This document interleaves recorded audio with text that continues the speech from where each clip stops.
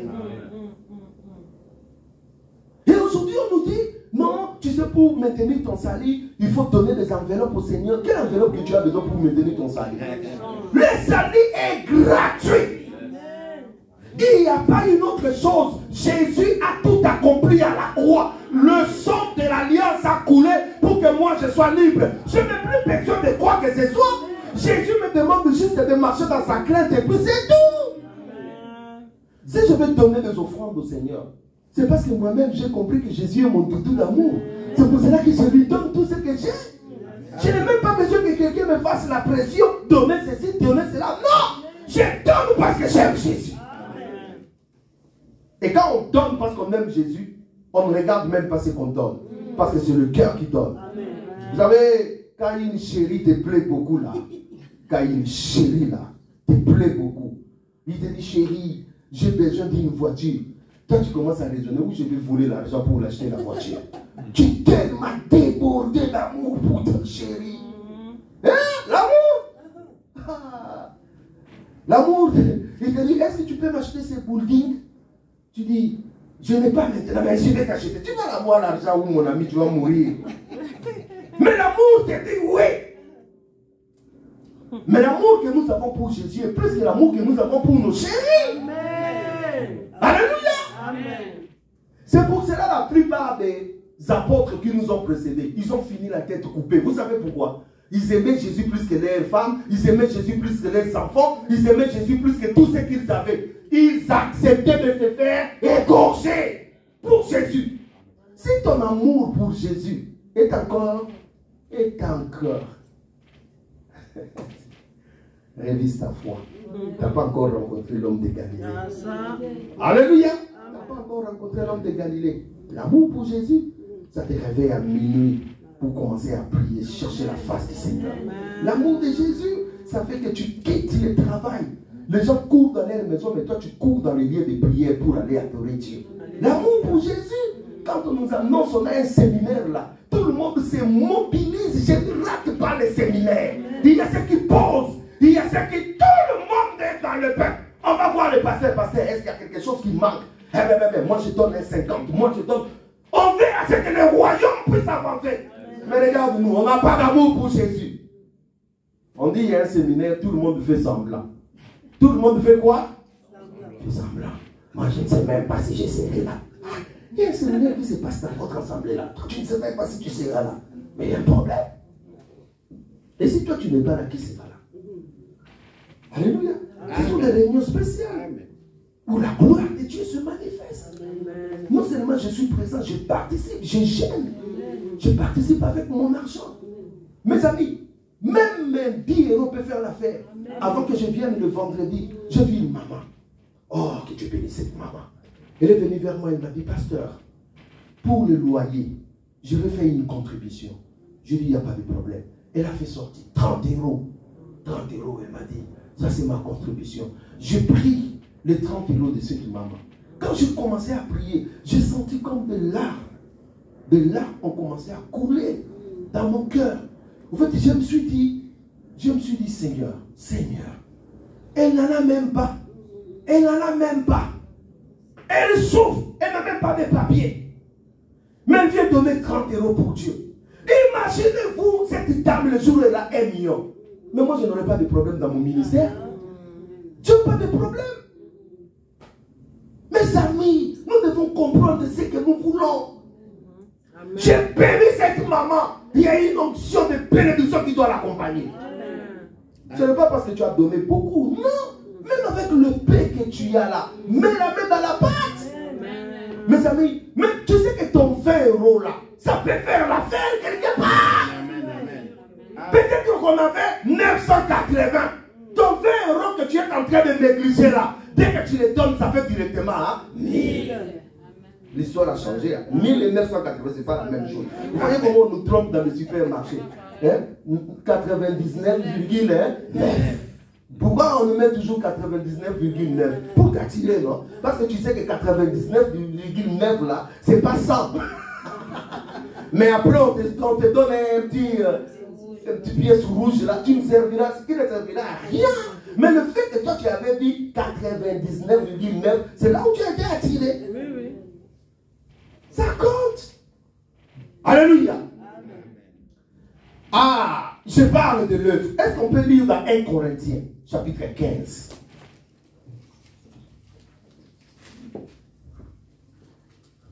Pasteur Claude, tu ne m'as pas dit là où je vais me limiter. À quel est?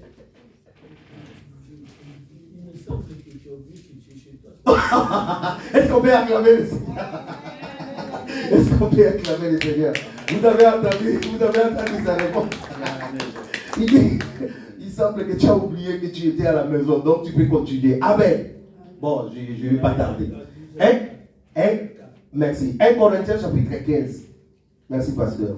1 Corinthiens chapitre 15, verset 58. Écoutez ce que la Bible dit. 1 Corinthiens chapitre 15, verset 58. 1 Corinthiens 15 au verset 58. Ainsi, mes frères bien-aimés, soyez fermes, inébranlables. Stop. Ainsi, mes bien-aimés dans le Seigneur, soyez comment? Fermes. Et il ajoute un deuxième mot. Inébranlable. Entre la fermeté et inébranlable, c'est comme s'il a fait une répétition. Mais il a amplifié ce qu'il voulait dire. Ferme et inébranlable. Continuez. Travaillons de mieux en mieux à l'œuvre du Seigneur. Travaillant de mieux en mieux. Donc, la manière dont tu as travaillé hier, ce n'est pas la même façon que tu vas travailler aujourd'hui. Je vois mon frère Richard. Il me fait rire beaucoup. Quand j'ai commencé, il y a de cela 2 ans. Ah, le frère Richard. On le tirait comme ça. On tirait le frère Richard. On tirait. On prophétisait sur ses frères. Mais aujourd'hui, il est pleinement dans son ministère. Est-ce qu'on peut acclamer le Seigneur? C'est ça. Travailler de mieux en mieux. La manière dont tu as travaillé il y a de cela 2 ans, ce n'est pas la même façon que tu vas travailler aujourd'hui.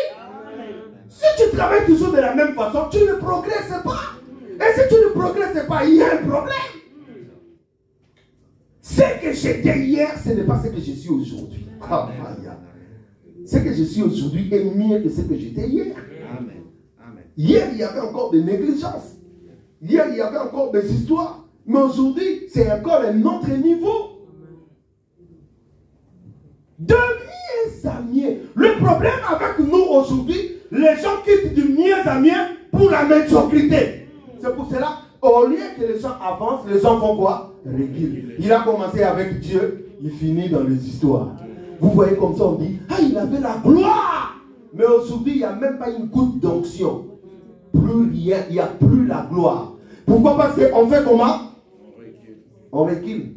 Alors que la Bible dit, la lumière du juste va croissante. Cela veut dire, un juste quand il monte, quand il prend l'envol, il ne retourne plus. Il va de gloire en gloire, de succès en succès, de réussite en réussite, de victoire en victoire. C'est comme ça que Dieu nous amène.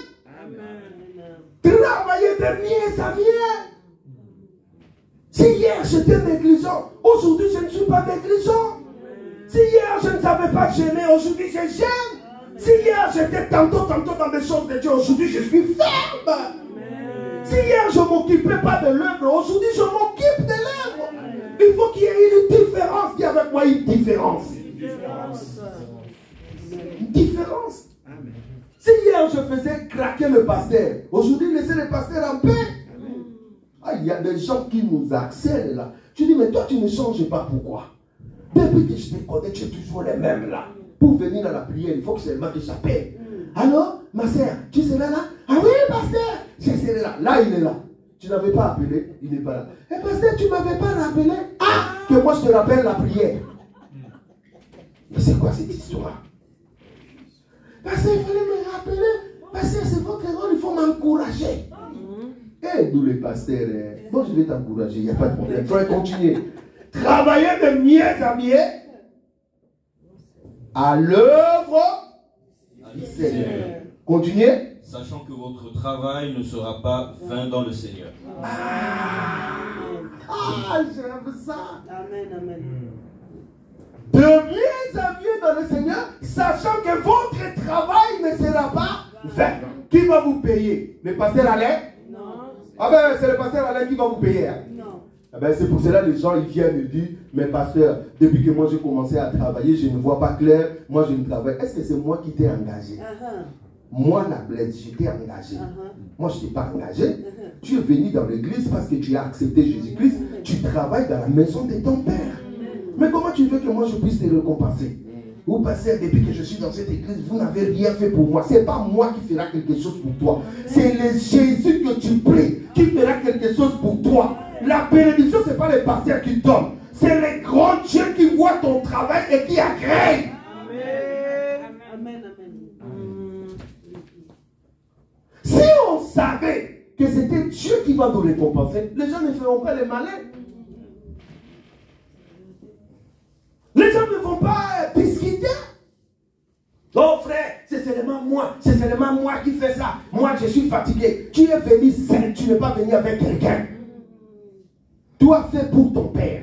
Même quand il n'y a personne qui le fait, tu as fait. S'il n'y a pas quelqu'un, prends le micro, même avec ta voix là qui crache là. Oh, lorsque l'onction de Dieu est là, la voix devient belle. Amen. Je vous dis la vérité. Nous, on a fait des réunions charismatiques. Quand tu entends des voix, tu dis c'est pas possible. Mais quand tu vois l'onction qui coule là, le problème ce n'est pas la voix. Le problème c'est la disposition du cœur. Dieu ne regarde pas des professionnels. Dieu peut prendre un amateur. Le problème c'est qu'il aime ce que l'amateur fait. Saoul, il était un professionnel. Guéri à la guerre. Il était préparé à la guerre. Mais le jour où il y a eu Goliath, le professionnel n'a pas pu. Dieu est allé chercher un amateur. Amen. Ah oui? Dans le travail de Dieu, il ne faut jamais être un professionnel. Sois un amateur. Amen. Même si tu fais tremble toujours devant Dieu. Tu dis Seigneur, ce n'est pas moi, c'est toi. C'est pour cela, avant qu'on vienne sous la chair, on prend le temps, on dit au Seigneur, qu'est-ce que tu veux? Pourquoi? Parce que je ne vais pas être un professionnel. Je dois suivre ce que Dieu me dit. La fermeté dans l'œuvre. Plus tu es ferme dans l'œuvre de Dieu, plus Dieu t'élève. La fermeté, Dieu t'élève. Il y a quelques années, quelques mois, bientôt ça fera 2 ans depuis que nous avons commencé l'église en Bretagne. Je ne pouvais pas sortir. Parce que j'étais le seul pasteur. Même si on m'appelait, je dis, je ne pars pas. Mais aujourd'hui, l'œuvre a grandi. Je peux sortir. Il y a des pasteurs qui font l'œuvre là-bas. L'œuvre continue à couler normalement. Hier, j'ai posé la question à mon épouse. Je dis, est-ce que vous êtes allé arranger la salle, tout. Elle me dit, non, les jeunes ont fait. Les jeunes ont dit, maman ne vient plus. Plus. Nous-mêmes, nous allons prendre, on a pris la responsabilité. Est-ce qu'on peut acclamer les seigneurs? C'est ça! Mais il avait un temps où moi-même, j'étais le nettoyeur de l'église. Je faisais sortir l'argent de ma poche. J'étais là en train d'intercéder. J'étais le chauffeur qui allait chercher les gens. J'étais tout. À un moment donné, j'étais fatigué. Je dis, Seigneur. Mais là, il y a des frères qui vont chercher des frères. Il y a ceux qui nettoient. Là, tu viens seulement avec ta Bible. Tu dis, ah, c'est beau aussi d'être ministre de Dieu. On fait Alléluia. Mais il a fallu du temps. Il a fallu du temps. Amen. Vous ne pouvez pas laisser la responsabilité à une personne. Vous tuez la personne. L'église grandit, l'église est stabilisée lorsque chacun porte une portion du poids. Amen. Ah oui?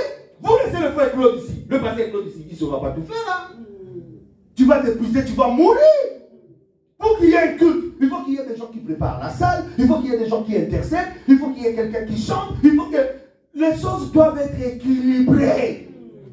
Et là, Dieu déverse. C'est pour cela la Bible dit qu'il est beau, doux et agréable aux frères de demeurer ensemble. C'est par là que Dieu déverse l'onction, l'huile. Il faut que nous soyons ensemble. Ensemble, ce n'est pas lorsque nous sommes ici. Ensemble, c'est lorsque nos cœurs sont unis. Et là, Dieu déverse la bénédiction. La fermeté dans l'œuvre. Ça, c'est un denrée rare. Les gens ne sont plus fermes. Voilà pourquoi il est même dit dans la parole de Dieu, n'abandonnez pas votre assemblée. Cela veut dire quoi? Restez ferme dans votre assemblée. Dans notre assemblée, il n'y a même pas une tromère. Il n'y a même pas ça. Il n'y a même pas une chorale. Non, je vais pas chercher. Tu vas chercher là où il y a les chorales là et tout là. Tu vas aller à l'abattoir. Mais il ne faut pas convoiter la maison de l'autre. Tu ne sais pas là où l'argent vient. Contente-toi de ce qu'on te donne dans ta maison. Priez pour que Dieu vous bénisse dans votre maison. C'est ça la clé. Quand vous voyez des églises monter en flèche, c'est parce qu'il y a eu 2, 3, 4 personnes qui ont commencé à se sacrifier. Et puis c'est 5, c'est 6, c'est 7, le 8, le 8. Il y a des églises, quand on dit on a un séminaire, tout le monde va poser, qu'on le veuille ou pas. C'est pour ça que vous voyez, ces églises sont fortes. Mais nous, nos intérêts en premier. Alléluia. Amen. Nos intérêts festival, intérêts nanga. Et là, on plonge l'église dans la tristesse. Dieu il les garde comme ça. Où sont les ouvriers? La fermeté, mes amis. Est-ce qu'il y a quelqu'un ferme ce matin qui peut dire vraiment, Seigneur, je vais être ferme? Votre fermeté fera aussi que vous soyez ferme devant le diable. On lit les derniers versets. Lisons les derniers versets et puis on va finir. Éphésiens chapitre 6, le verset 11. Éphésiens 6, 11. On lit et on termine par là. Éphésiens chapitre 6, le verset 11. Regardez. Oui. Au reste, fortifiez-vous dans le Seigneur et par sa force toute-puissante, revêtez-vous de toutes les armes de Dieu, afin de pouvoir tenir ferme contre les ruses du diable. Revêtez les armes spirituelles afin de tenir comment? Vous n'avez pas des armes, vous ne pouvez pas tenir ferme. Amen. En gros, pour résister aux ruses du diable, il faut être comment? Ferme.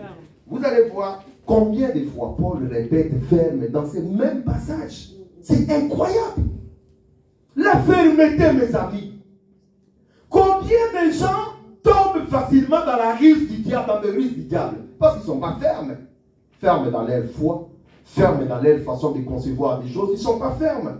Et quand le diable souffle un peu seulement, ça tombe. Le diable peut les attraper facilement. On ne veut pas rester ferme. Continue mon frère, au verset 12. Écoute ce qu'il dit.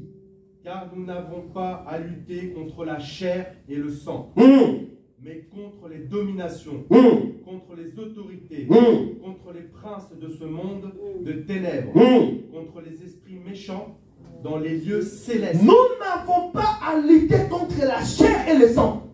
Notre combat est au-delà de chair et de sang. Notre combat, c'est avec des démons, avec des esprits. Et on nous parle même des esprits méchants qui sont dans le lieu céleste. Des esprits qui ne souhaiteraient jamais que tu sois prospère dans ta vie. Que tu ailles de l'avant. Ils sont là, ils rôdent, ils rôdent, ils rôdent. Des esprits qui viendront combattre tes enfants. Des esprits qui viendront combattre ton mariage. Des esprits qui viendront combattre ton travail. Même quand tu as décidé de servir Dieu, des esprits qui te suivront même dans l'église pour te décourager. Vous n'avez jamais vu des gens qui découragent les gens à l'église? Tu as chanté comme ça, tu descends comme ça, on dit, frère, toi il faut mieux aller au protocole, hein? Il ne faut pas aller chanter là-bas. Dis avec moi l'esprit de découragement. Donc toi tu as voulu qu'il n'y ait personne ici, hein? Mais, oh frère, l'esprit de découragement jusqu'à l'église. Laissez-le chanter, même s'il chante bizarrement. Plus il chante, plus Dieu va lui donner une belle voix. Amen. Alléluia. Amen. Amen. Frère, vidéo mon film qui vraiment est tiens, il est mais il va apprendre comment?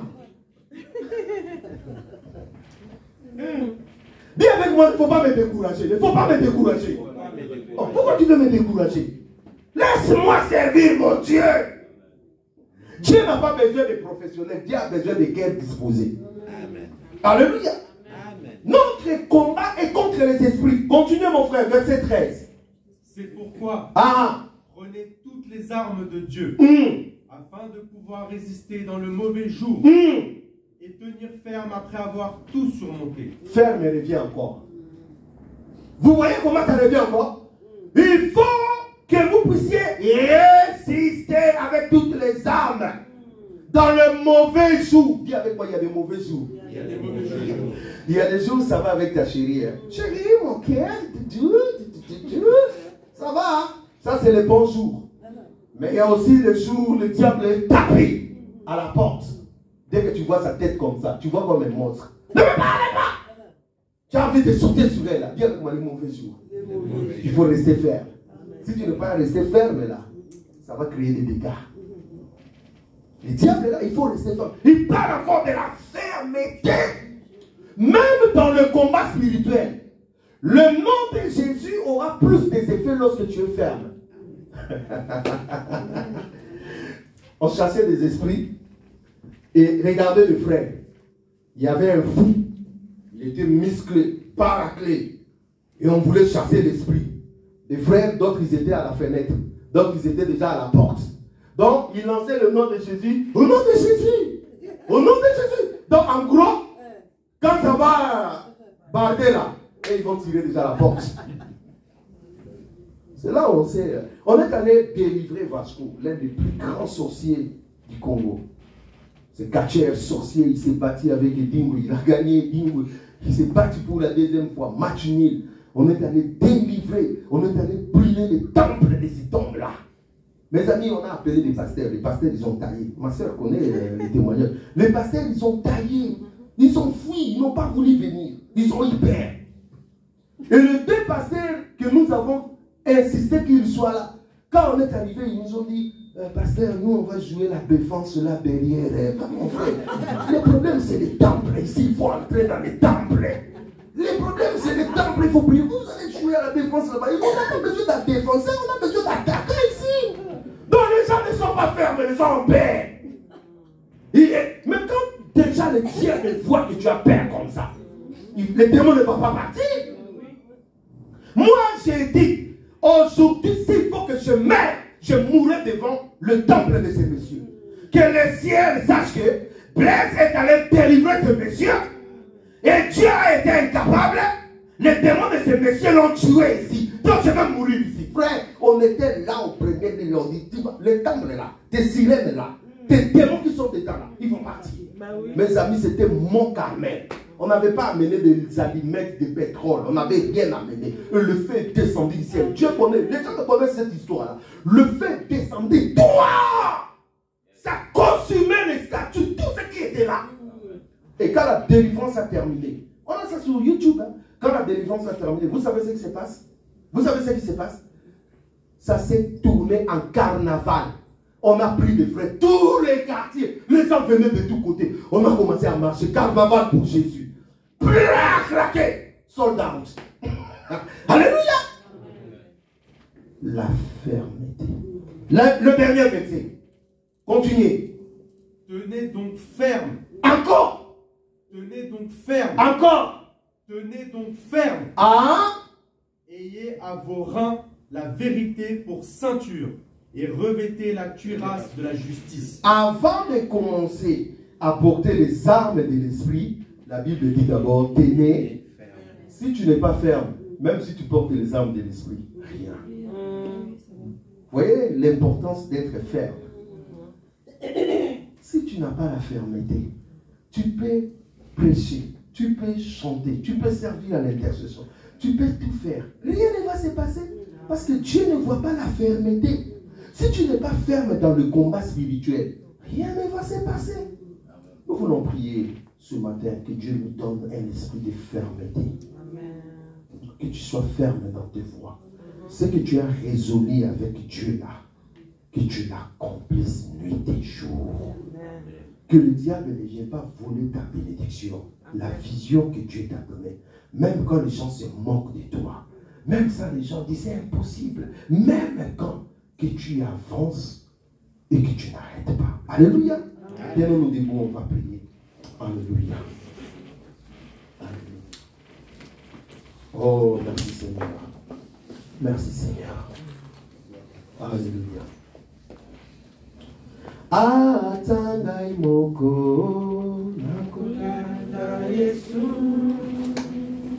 Atangai moko nakolanda Yesu.